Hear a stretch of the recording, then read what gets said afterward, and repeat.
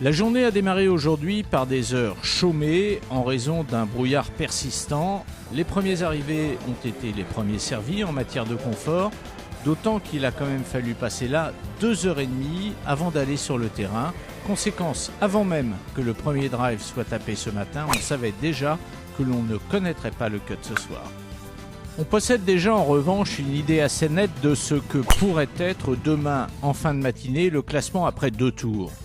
Car Jason Palmer n'a encore une fois pas fait dans la nuance. En ajoutant à son -5 du premier tour un autre -5, il porte ainsi son avance sur les plus proches de ses poursuivants à la bagatelle de 6 coups.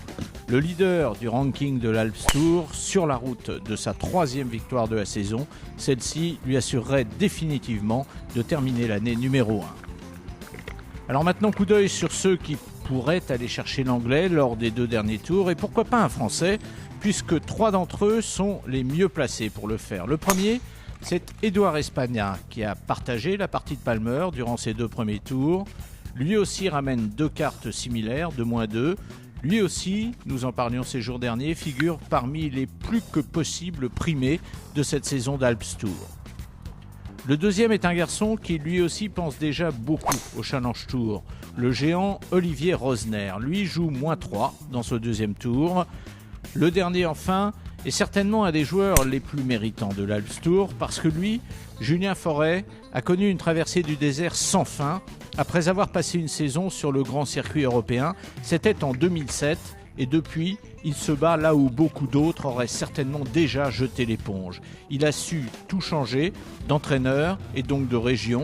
Il vit aujourd'hui à Biarritz et s'entraîne à Arkang avec Olivier Léglise. Et manifestement, cela commence à payer. Mon jeu évolue très bien, je suis plutôt satisfait depuis maintenant 2-3 ans. Après, il y a toujours des petits, on va dire des petits relents de mauvais coups qui reviennent sur certains points du jeu. Mais c'est vrai que c'est en train d'avancer tout doucettement.